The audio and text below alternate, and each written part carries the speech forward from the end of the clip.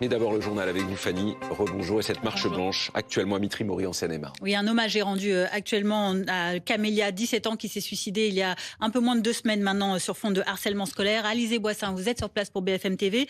Dans ce cortège très dense, évidemment, l'émotion est toujours très vive.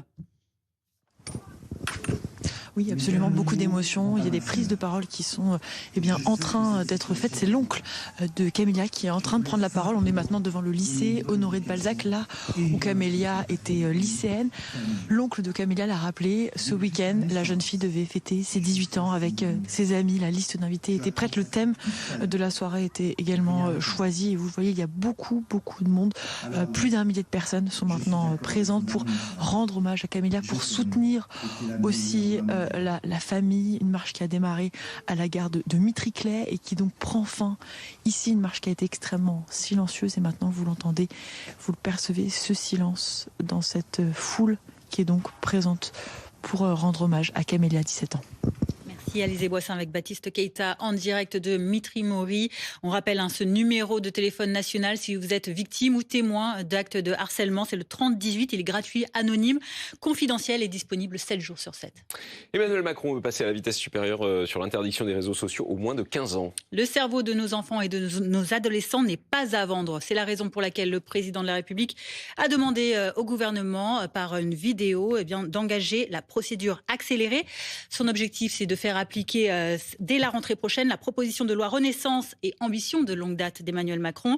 Un texte qui comprend également l'interdiction du téléphone portable au lycée. Il sera examiné dès demain à l'Assemblée nationale.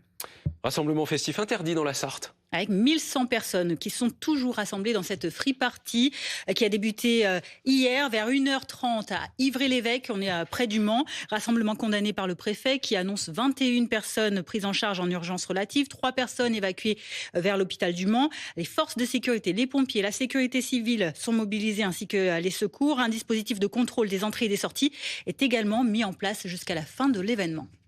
Le Grinch mis à la disposition de la justice française. C'est l'annonce de la préfecture maritime de la Méditerranée, 2 jours après l'arraisonnement de ce pétrolier soupçonné d'appartenir à la flotte fantôme russe.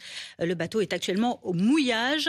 Il est maintenu à disposition du procureur de la République de Marseille dans le cadre de l'enquête préliminaire qui a été ouverte pour défaut de pavillon. Et puis cette tempête exceptionnelle, le mot n'est pas galvaudé, aux États-Unis. Une tempête hivernale dite majeure après avoir provoqué d'importantes chutes de neige dans le centre du pays. On a même, vous allez le voir, atteint les moins 6 degrés au Texas où il fait habituellement doux à cette période. Moins 38 également, on va peut-être le voir sur la carte, près de la frontière canadienne.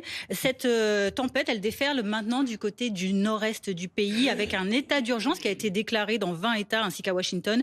Jusqu'à 30 cm de neige sont attendus à Central Park, au cœur de New York. Des millions d'Américains sont menacés de coupures d'électricité ou encore d'une paralysie des transports publics. Merci beaucoup Fanny. La météo chez nous en France.